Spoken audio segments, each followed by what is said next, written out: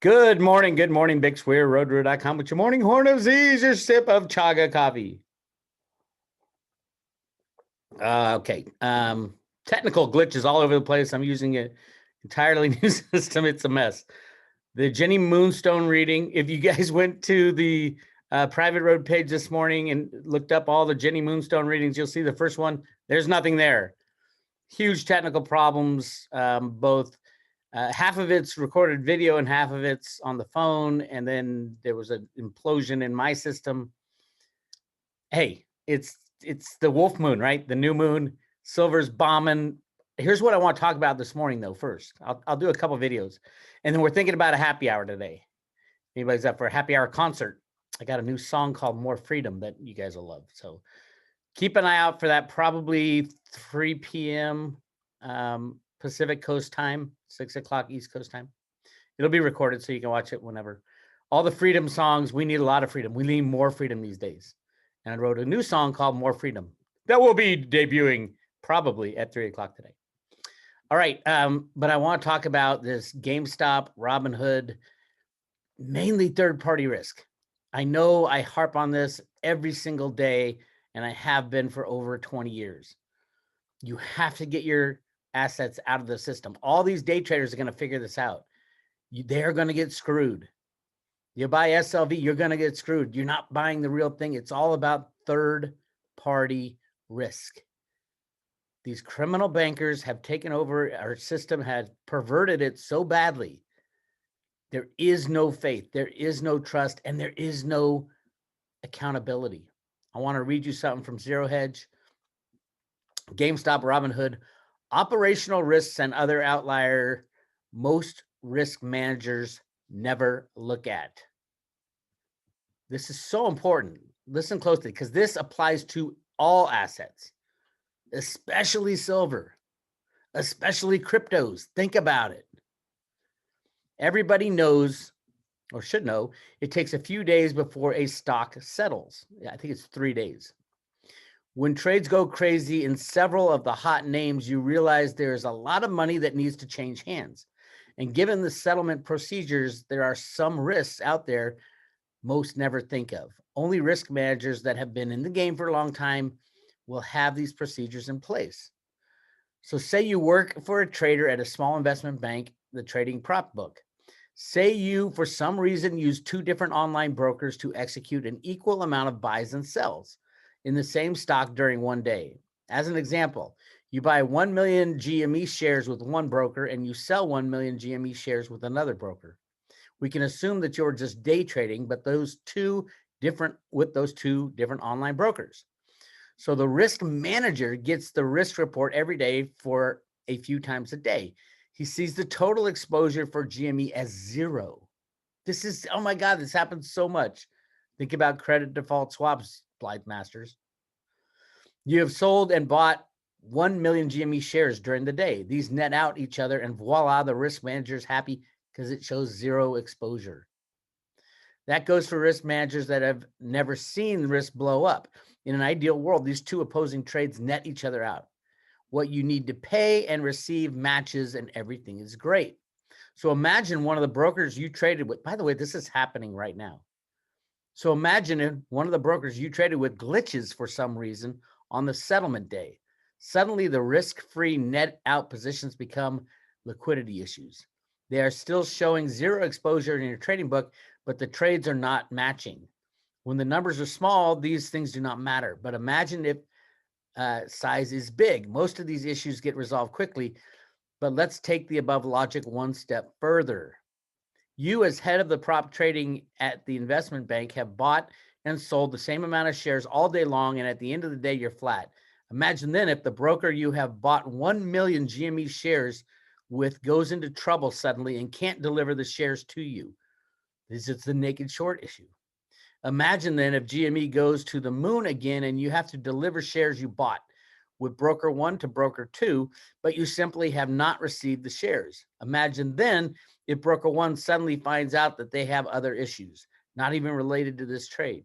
You get the point. Suddenly, both brokers will be in trouble, as well as the investment bank you're working at. When this happens, it usually does not stop affecting only these players. And Zero Hedge goes on and says, we are not suggesting there are urgent problems. There are urgent problems. Make no mistake. But there are definitely risks involved that are not all risk managers are familiar with, especially in a world that has seen easy money and little focus on possible outside the normal day-to-day business. Going back to GME, below is another angle worth considering by our friends at Spot Gamma. This is a quote. The GME float is 46 million shares, much of which is not available due to investors holding shares. We estimate that the options net delta exposure was about $5 billion Wednesday, which is hedges of roughly 15 million shares of stock. $300 a share. Based on yesterday's data, we saw about 50,000 in the money call options set to expire on Friday's close. That's today. 50,000 calls is potentially 5 million shares of stock that has to be delivered. Now, it's likely most of these calls would be closed before being exercised, but it's still easy to see the issue here. There simply may not be enough shares to meet hedging requirements and settlement needs. Failure to deliver is the term when there isn't stock available to send, and that can create a murky, unpleasant blend of issues. To be clear, the above is a theory, and we have no primary knowledge of issues with market makers or clearing firms. It's likely these issues remain for the next several days and warrant a great deal of caution in the markets. When it comes, and this is just so perfect. The timing is impeccable, which tells me this was planned. This is not a bunch of little retail guys out there. This was a planned move to get the entire population on the side of, hey, there's something wrong with our financial markets. These criminal bankers are lying, cheating, and stealing. Go back and watch all the Word Wednesdays Paige and I did. We ended every one with, they're lying, they're cheating, they're stealing. When the world finds out, poof, it's all over. This is a game that can only be played in the shadows. It could end today. Definitely, yesterday was the beginning of something huge. Huge. There's going to be a lot of blood in the streets very soon. I have no idea what will happen to price. Could go to zero. Could more likely be they stop trading until they figure it out.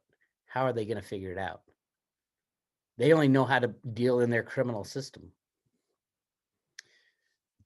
All right. Then it goes on. When it comes to people furious about what Robinhood decided doing yesterday, which is shutting down all the buys, you could sell, but no buys.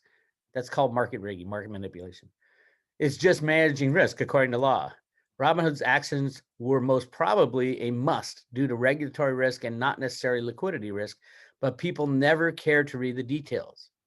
And we know the devil's in the details. In short, the exposure for Robinhood probably got too concentrated in one or a few names, hence the action. Given the growth of Robinhood, we would not be surprised if risk management was given too little focus, as growth has been the top focus. As we publish this, news of Robinhood restricting crypto trading due to extraordinary market conditions are hitting the screens at CNBC. Trading is easy, pushing buttons back and forth. Managing your risk is the complex part, especially if you need to consider operational risk. To everybody, this is a lesson not just to brokerage houses, to anybody who holds an asset in a third party. I've been screaming it from the top of my lungs. Massive risk, any third party. Do not hold your gold in a vault, third party vault. Do not hold your cryptos in exchanges or anything that you don't have your hands on it. If you don't have your hands on it now, you don't own it and you will lose it, in my opinion. That's what the road to Roota was all about. This is the end of the road to Roota. It's the end of the road, coming at the exact same time as has been prophesized for a long time. I hope everybody has taken proper precautions. If you don't have physical silver in your own possession right now, SLV is a joke, and you should know that. COMEX contracts are a joke, and you should know that. Only the real thing in your hands counts. If you don't have any, go to your local coin shop now, today. If you don't have a local coin shop, send my friend Andy Scheckman an email. He's at Miles Franklin. He's helped out tons of Road to Roota customers get their hands on physical. His email address is Andy, A-N-D-Y, at milesfranklin.com, MILESFRANKLIN.com. and only buy what he's got in inventory and what he's ready to ship. You wire them the money and they'll ship it right to your front door. So important to understand that third parties are about to fail. And that starts a chain reaction. It's going to get really, really ugly. Beyond ugly. It's the end of the road to Roota and the change out of our monetary system. The question is, are we going to turn to our government to fix it, or are we going to fix it ourselves? I don't know. To be determined, as Cliff High would say. The future is to be determined. All right, I got to go back, fix the Jenny Moonstone reading.